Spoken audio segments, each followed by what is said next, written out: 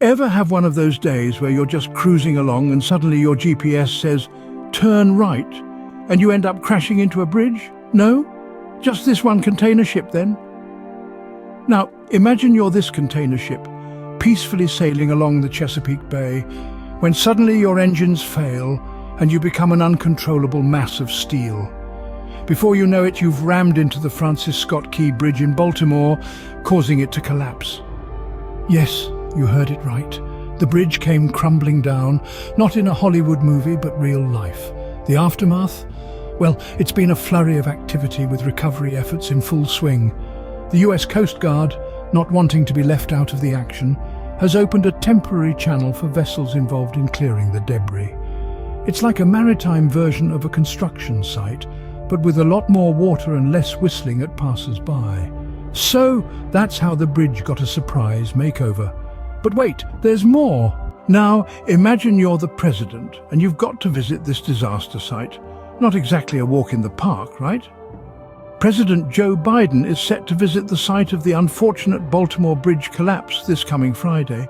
You wouldn't exactly call this a fun-filled field trip, but such is the life of a president. Now, the president's visit isn't just about surveying the damage. It's about showing support for the affected community, pledging resources for the cleanup, and reassuring the public that measures are being taken to prevent such tragedies in the future. It's a pretty serious gig, but let's lighten the mood a bit, shall we?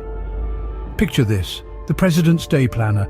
Breakfast at 8, morning jog at 9, because health is wealth, folks, a meeting with officials at 10, and a bridge collapse site visit at 11.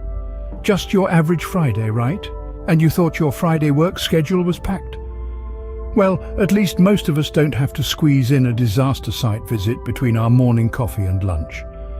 So, that's on the president's Friday to-do list. Bridge visit? Check. But hold on, there's a twist.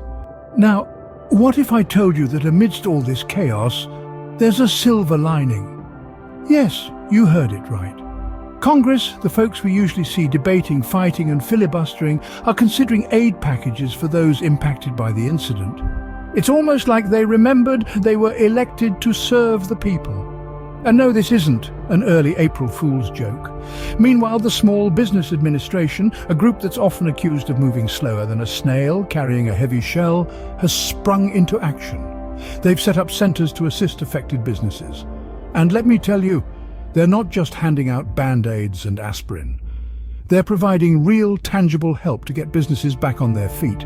It's like watching a blockbuster movie where the politicians are the superheroes swooping in to save the day. And all this because a container ship decided to play bumper cars with a bridge. And there you have it, folks. A day in the life of a container ship, a president, and a city that won't back down. Now remember, when your GPS tells you to turn right, make sure it's not into a bridge.